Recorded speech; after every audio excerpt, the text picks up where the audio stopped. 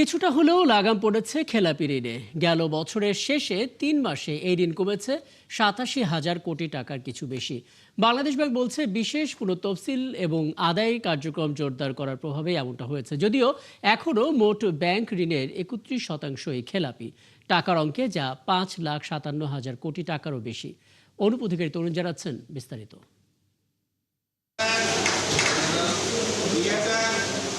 গত ডিসেম্বর পর্যন্ত ব্যাংক খাত থেকে ঋণ নেওয়া হয়েছে ১৮,২০,৯১৫ কোটি টাকা। এর মধ্যে ৩০.৬০% খেলাপিতে পরিণত হয়েছে। টাকার অঙ্কে যার পরিমাণ ৫,৫৭,২১৬ কোটি ৯২ লাখ টাকা। যদিও গত বছরের মাঝামাঝিতে এই পরিমাণ ছিল ৬,৪৪,০০০ কোটি টাকারও বেশি। হঠাৎ করেই ৫% বেশি খেলাপি ঋণ কমার কারণ কি? এর পেছনে রয়েছে বাংলাদেশ ব্যাংকের বিশেষ বিবেচনা, যার বেশি ব্যবহার দেখা যায় পতিত আওয়ামী লীগ সরকারের সময়।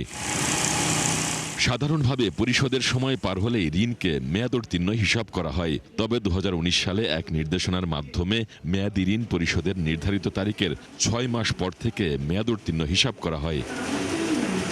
বাংলাদেশ ব্যাংকের মুখপাত্র আরিফ হোসেন খান বলেন, এবারও মূলত ঋণ পুনর্তফসিলের সুযোগ দেয়াতেই খেলাপি ঋণের পরিমাণ ৫% মতো কমেছে। দীর্ঘ ১৫-১৬ বছর যে সকল ব্যবসায়ী বিভিন্ন রাজনৈতিক কারণে বা অন্যান্য বাস্তবতার কারণে ব্যবসা পরিচালনা করতে সক্ষম হয়নি এবং প্রকারান্তরে তারা খেলাপি গ্রহীতায় পরিণত হয়েছিল, তাদেরকে আবার কলকারখানা ব্যবসা বাণিজ্য চালু করার উদ্দেশ্যে এবং ব্যবসার মূলধারায় ফিরে আনার লক্ষ্যে বাংলাদেশ ব্যাংক একটা বিশেষ নীতি সহায়তা প্রদান করেন।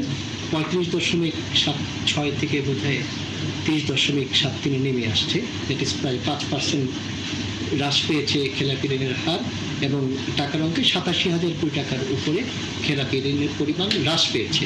ডাউন পেমেন্ট মাত্র ২% করাও খেলাপি ঋণের পরিমাণ কমাতে গুরুত্বপূর্ণ ভূমিকা রেখেছে বলেও মনে করেন আরিফ হোসেন খান।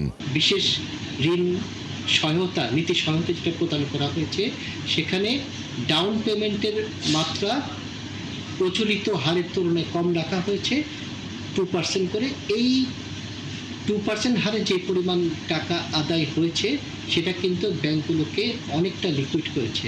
নতুন গভর্নর মোস্তাকুর রহমানও দায়িত্ব নেওয়ার পর খেলাপি ঋণ কমানোকে গুরুত্ব দিচ্ছেন বলেও জানান মুখপাত্র।